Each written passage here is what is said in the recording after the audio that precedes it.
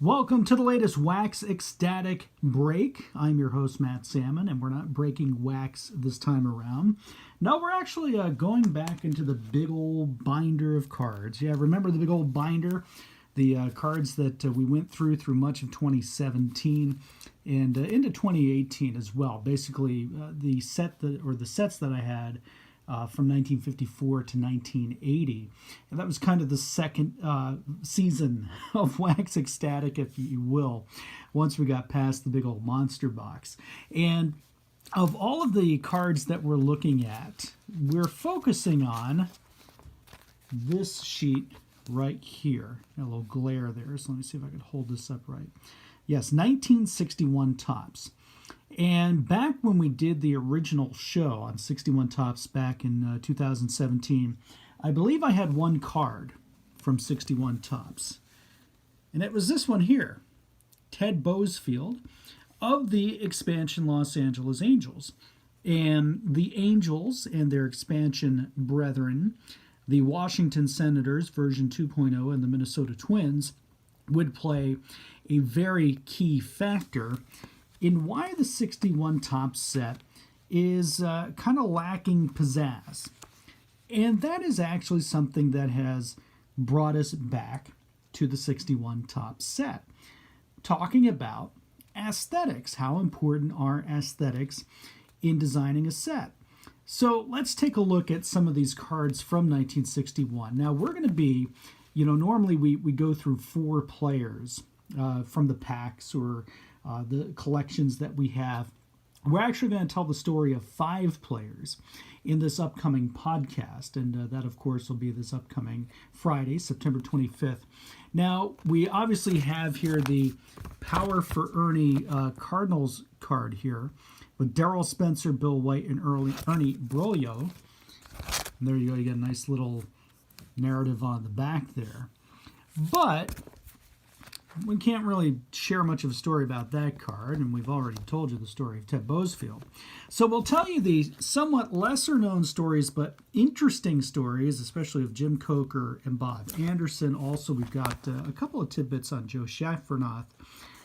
But, of course, we've got some heavy hitters, quite literally. We've got Stretch, Willie McCovey, and the Duke of Flatbush, Edwin Duke Snyder. And these two, as you will discover, if you don't already know their backstories, these two are linked in more ways than one, not just because they were a couple of these star players in the 61 Topps set. But let's just take this Duke Snyder card out here real quick. So you look at the Duke Snyder card, and it's very simple. So for people who aren't as big on aesthetics as I am, they'll say, hey, look how simple and clean that Duke Snyder card is. And it brings back memories of the 1957 set. Here's Harvey Haddix here. Here's the rather beat-up Pee Wee Reese card that I bought at a garage sale 20-plus years ago for $1. So since it's kind of hard to tell the Pee Wee Reese card, since it's clearly been through enough spike spokes, let's take a look. Compare the Duke Snyder card to the Harvey Haddix card here. And you can see the similarities. Now, I am a huge fan of the 57 Topps set for a number of reasons. And the 57 Topps set has a lot of great things, including, mostly pictures, limited graphics. The pictures let themselves tell the stories. Not all that different from 53 Bowman. So 61 Topps certainly does that, where you've got mostly picture, just a little space for the player name and position and team name. So again, when you're looking, apples to apples here, 57 versus 61, absolutely they're in the same bucket. These are essentially the same sets, and that's what makes 61 Topps a great set. But when it comes to the lack of pizzazz, that's where some people may look at 61 with the context of the sets that came right before and right after and go, So let's move the pages over here. Here we have a card from 1958. Now I have more than one card from the 58 set. They're all loose cards, just kind of sitting in boxes right now. But the one that I still have on the binder page features the player that we actually talked about in our show on 58 Topps, Jerry Staley here. So you can see with 1958, This is when Topps was going full Madison Avenue with their cards. And I'll show you the examples of 59 and 60 in a little bit. But again, to provide some context. Now, are the 58s just as simple as the 61s? In many ways, yes. You've got most of your card devoted to a picture of the player. You've got team name, player name. The biggest difference, of course, is the logo on the front of the 58 Topps cards. But this has a little more marketing appeal to it. It's got a little more design. And let me put Duke over on the side here. You take 58 Topps, and let's bring in some 59 Topps cards. So here we go. Jerry Staley right next to Harmon Killebrew. Not exactly same class of ball players, no offense to Mr. Staley. But you can see that Madison Avenue feel once again in 59, where you've got bright, vibrant colors. You've got the team logo there along with the name. 1959, you add the faux autograph to the Harmon Killebrew card here. And we not only have bright, vibrant colors, but we also have the shapes. All right, so now we've got this cookie cutter circle right in the middle. Also something very unique and something that you didn't see again until the 1971 set. All lowercase letters here. Very Madison Avenue, very design intensive. And if you look at a couple of other 59 Topps cards here, you know, whether it's Harmon Killebrew or Brooksy or Philippe Lou, you've got color, you've got logos, you've got some added bells and whistles. Now, is it, as we bring back Harvey Haddix here, is it that far of a departure from 1957? Not exactly. But again, compared to 1958, you can see that this is, the 59 set is a little more jazzed up than the 58, which is, again, a step up from 57. Now let's take a look at 1960, shall we? In fact, we can really do apples to apples here. Look. Harmon Killebrew 1960 on the left, Harmon Killebrew 1959 on the right. So what we had is just very colorful Madison Avenue designs in 1959 here on the right. In 1960, you've got full color photos, you've got color on the bottom, you've got alternating colors with each letter of the player's name, you've got the team logo, you even have a second photo, an action shot, which is kind of hearkening slightly back to the cards that were produced back in 1954 and to some extent 55 and 56, although the 55 and 56 cards featured a little more action in those action shots. But you can see here how the bar was raised in 1959. Well, by 1960, we've got a full-on production. And it even extended to the backs of the cards. So here's the back. Be very careful not to bend these pages here. Here's the back of the 59 Harmon Killebrew card. Okay, lots of color, lots of information. And then we look at the back of the 1960 Harmon Killebrew card. Okay, not so much color here. It is kind of drab, actually, with this brown, but simplified stats. You still have the cartoons in the list of season highlights. So I've got, you know, while I've got this sheet out here, let's look at some of these other names here. We got Zim, you know, Red Schoendienst on top here. Of course, Roger Maris, he would kind of have a big season coming up, wouldn't he? And of course, you got Killebrew there, and then you've got a couple of these team cards here. So Burdette, Spawn, and Bull for the Mound Magicians of the Milwaukee Braves. And then Cincy Clouders. Yes, I know it's a pretty beat-up card here. And in fact, it's one of those cards that clearly, kind of like this Ray Sadecki card here, clearly was in a photo album at some point in time. But anytime you got Bell, Robinson, and Lynch here on one card with the then Cincinnati Red legs, that's the beauty of a card.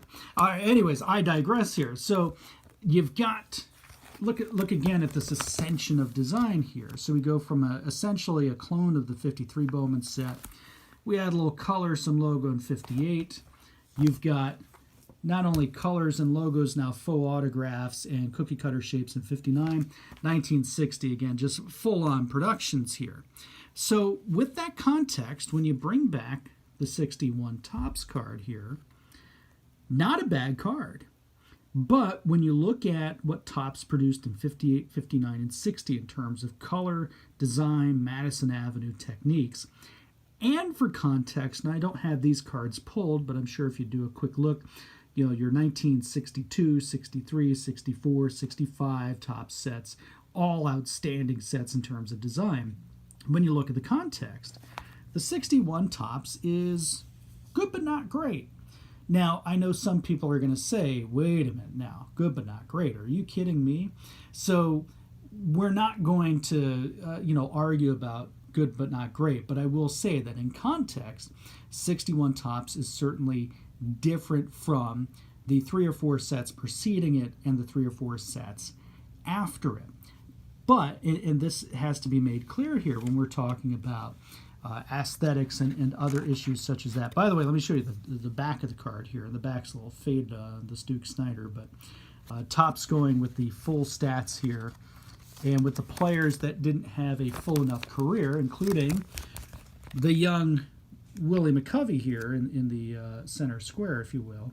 You had the additional cartoons on the back, and you can see the light green, the lime green is a little more vibrant on that card as opposed to the Duke. This one is a little more faded. But anyways, getting back to the aesthetics angle of it again, let's put Willie McCovey next to the young Orlando Cepeda here. How's that for a comparison? Future teammates. Again, from the context standpoint, 61 is different from 60, which is also different from 58, 59, 62, 63, etc., etc.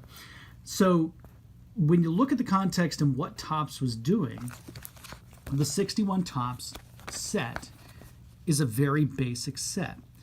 And let me be clear here, that does not make it a bad set. Is it one of my favorites? No, but that's my opinion. And you're certainly free to have your opinion as well. So maybe for me it's not one of the favorite sets of my life, but it is certainly a great set, enough to where I certainly didn't steer clear of it. And over the years, at card shows would pick up, certainly in the bargain bin here because of the centering issue, and there's a little bit of an ink smudge here. I can get a Willie McCovey card for just a few bucks. It's absolutely worth it because the 61 cards are very nice. Are they full-on productions like 1960? No, but they're still very nice. So even though we can look at a set such as 61 Topps and go, all right, aesthetically it's not quite the same as 59 or 60 or whatever, it's still a pretty darn good set. Maybe I'm not giving it as much attention as others would, but there are a lot of things to appreciate about the 61 Topps set. Among them, some incredible rookie cards, which we'll talk about. We'll also talk about some of the great early career cards that are in here too. And, of course, 1961. You can't have a conversation about 1961 anything without two topics. One, the expansion, as I mentioned, the Angels, the Senators, the relocation of the original Senators to Minnesota.